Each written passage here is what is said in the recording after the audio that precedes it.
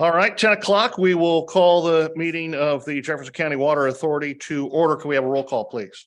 Greg Camp, Here. Jim Caston, Mark Johnson, Terry Thomas, Here. Matt Unrein, Kevin Dennis. Yes. All right, we have a quorum, Pledge of Allegiance. I Pledge allegiance to the flag of the United States of America and to my republic for which it stands, one nation, under God, indivisible, with liberty and justice for all. Next up is the minutes from the regular board meeting of December 15th, also the annual board meeting. There was no quorum, but we did have an email vote on some items from January 19th. Make a motion to approve the minutes of both December and January. I have a motion Second. and a second. All those in favor? Aye. Any opposed? All right. Next on the agenda, approval of bills. Bills totaling $607,931.90. I'll make a motion to approve. Motion and second. Roll call, please. Matt Unrein, Yes. Mark Johnson. Yes. Jim Caston, Terry Thomas. Yes. Kevin Dennis, Yes. Greg Camp. Yes. All right. Item 6 on the agenda under old business, it is the collector well update. There is a report from Burns and McDonnell in there.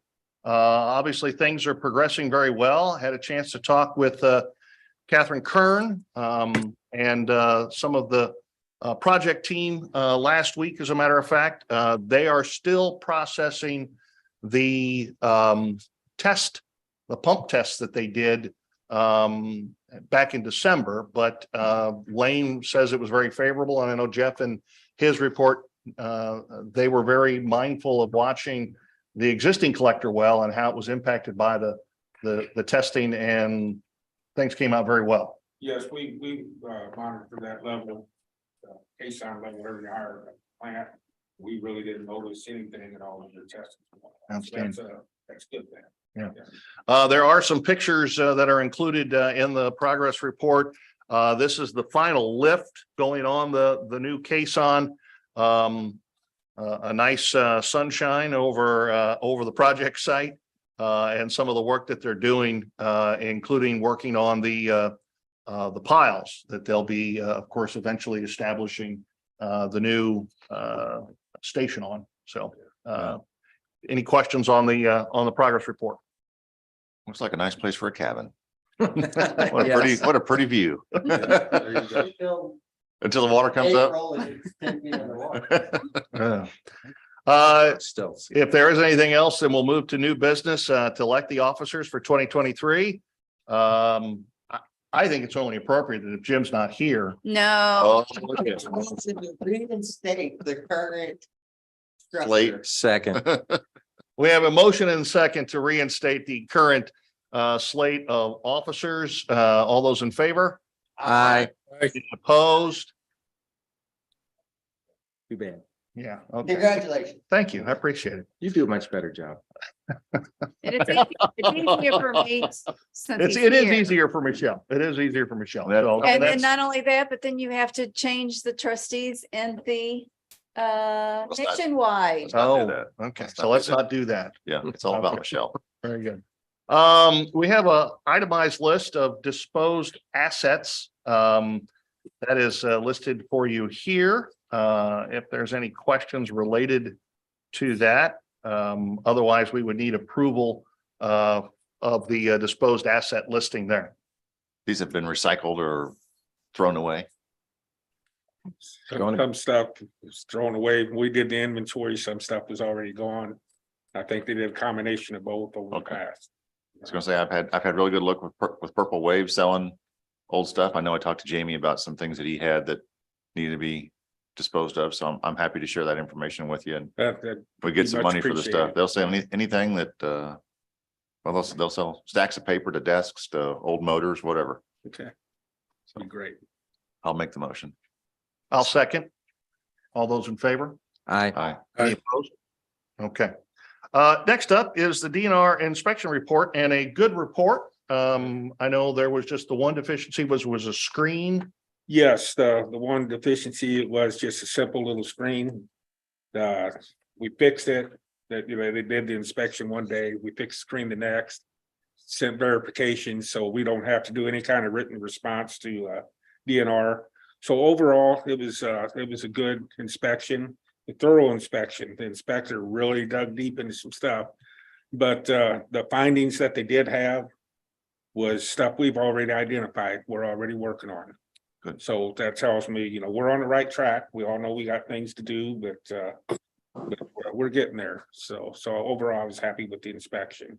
Now, we should have another inspection 2 or 3 years down the road, and they'll dig a little deeper there. That's more of a sanitary survey with our drinking water. And I'm expecting within the next year and a half, we're gonna have an inspection from DNR on our lagoon.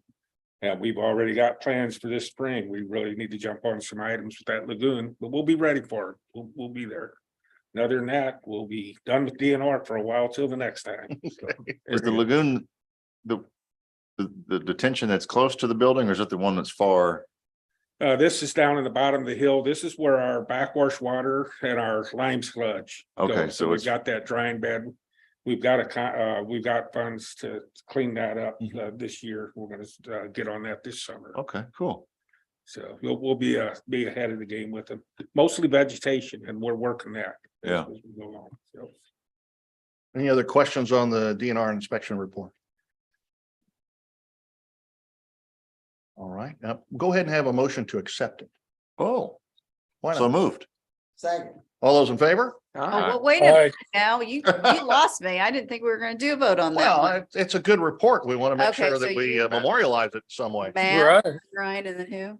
Mark. Mark, okay. And Mark? all in favor? Aye. Smiley. He always has Aye. that down pat. Who? Morgan. Morgan, yeah, you never Well, have to stop for Morgan. I Yeah, was Morgan never list- tells us to stop the meeting. Never. He never has. Okay, so I'm a little outspoken.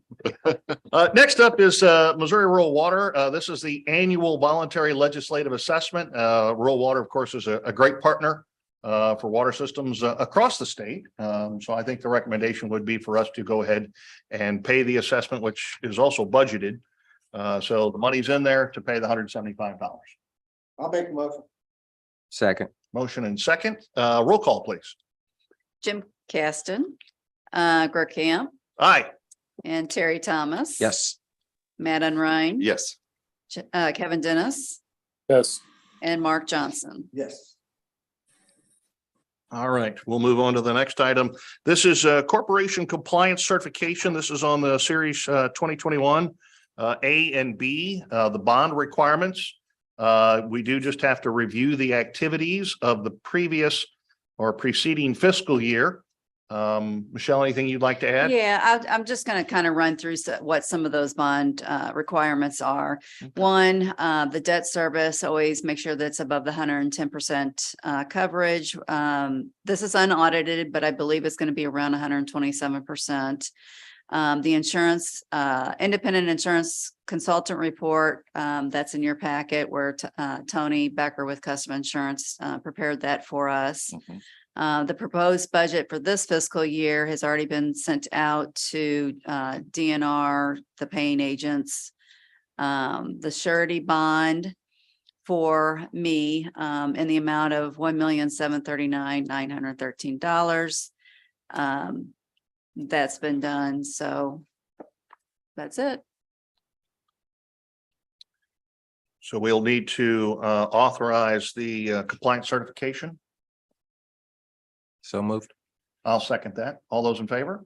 Aye. Aye. Any opposed? Okay. As part of that also is the, as Michelle mentioned, the insurance consultant report, which is from Tony Becker with Custom Insurance. Michelle, anything you wanted to add to this? There's a summary in there. Yeah, there is, but there really isn't any changes until we get the new collector well online. Then, of course, we'll have to make sure that that's included. I'll point out to you in the summary, it does says we've identified no outstanding coverage issues at this time. and a schedule of coverages in force is attached. So I think for right now, until the new collector well's online, we are covered as we were supposed to be. Is that for information only or do you? Yeah, Okay, very good. that's what's sent off to UMB Bank. Next up is a staff report.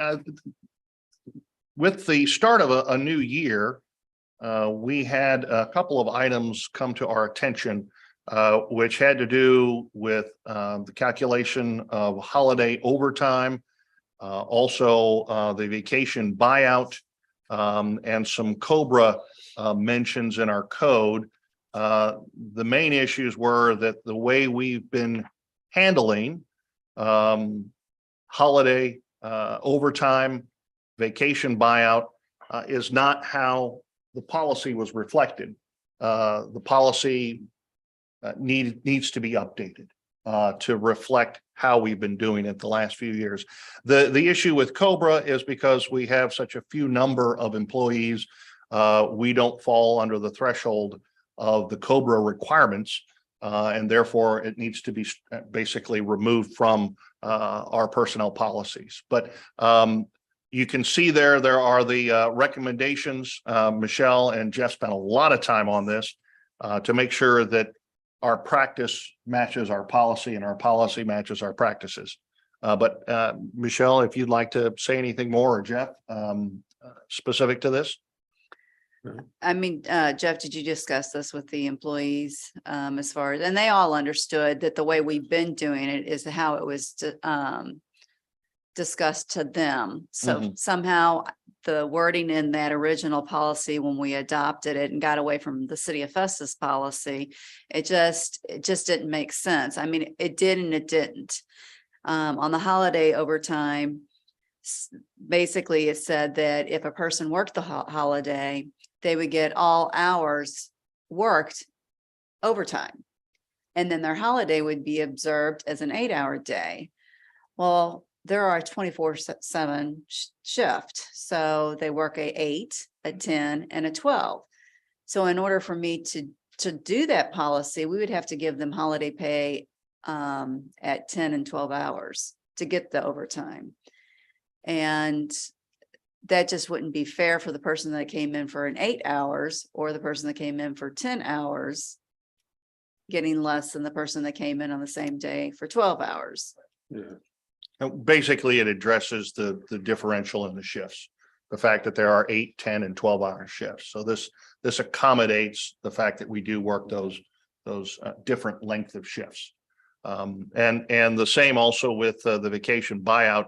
Essentially, what would happen is the way the policy reads is someone would lose a portion of their vacation because only half of it can be bought out.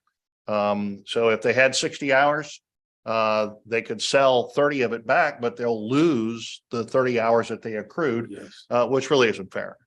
So this takes care of that problem. And then the COBRA stuff is something we just have to do because of our insurance carrier with United. So Establish a maximum. Yeah, half. So if they earned that year 120 hours, they can cash out 60 hours.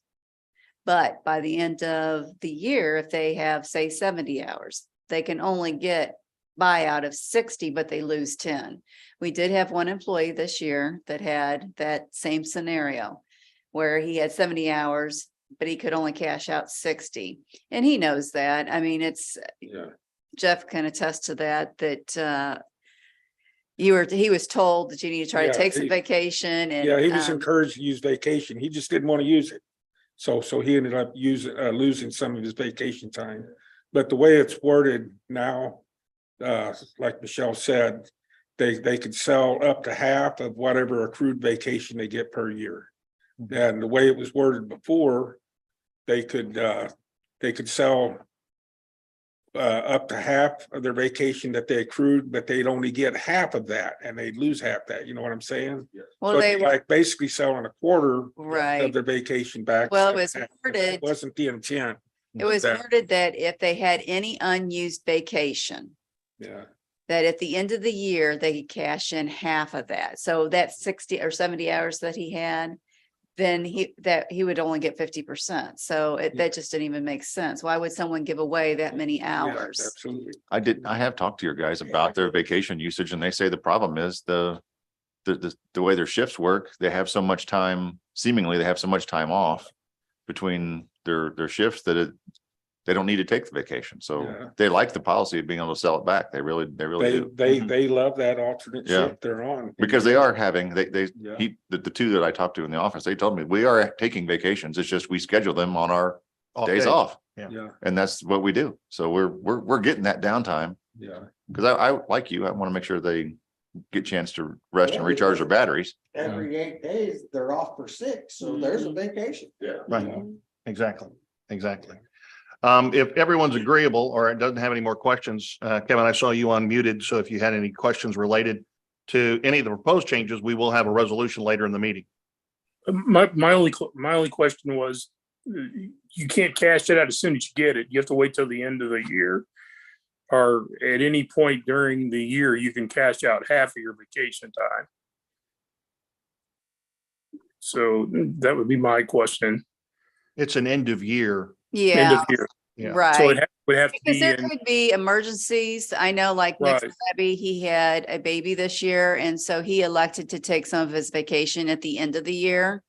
right, So it's paid out the first, or at least as quickly as possible in January the following year, so that we Okay. know what their ending number is. right.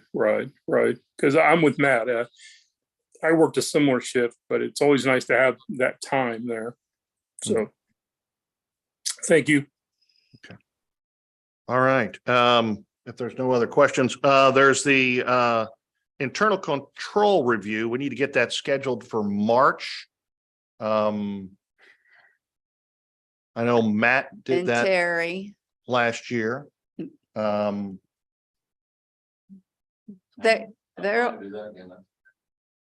I mean, they're good at doing it. I know Terry is, I had to help Matt a little bit, but I think I think he might have it down pat this year, so. But he did good. Yeah. He did good. Are you volunteering or are you just? I'm happy to do it again. Accepting the inevitable I'm there. happy to do it again. Thank you, Okay. Michelle. And obviously I'm happy to provide, I assume all of us are happy to provide any assistance that Michelle and Matt may need in doing the internal control, which we'll do in March. Okay, we'll Okay. just have to set a date. I'm gonna start working on getting everything compiled, and then you guys can come by at your leisure to review stuff. Okay. Sounds good. Okay, very good. Thank you. Item 8 on the agenda is resolution number 2023-45, which amends the employee policy handbook. Would anyone like to introduce that resolution for its first reading by title only? So move. Second. Okay. We got a motion and a second. All those in favor say aye. Aye. Any opposed? Okay, would the clerk please read the bill by title only?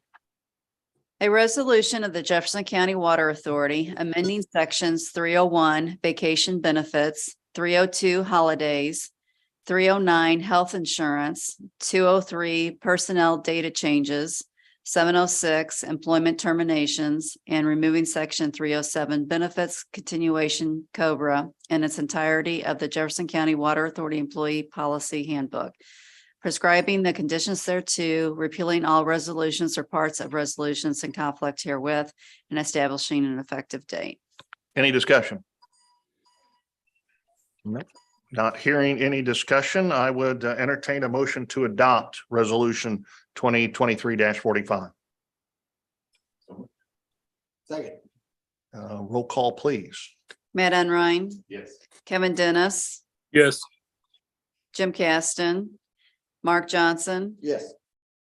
Terry Thomas. Yes. Greg Camp. Aye.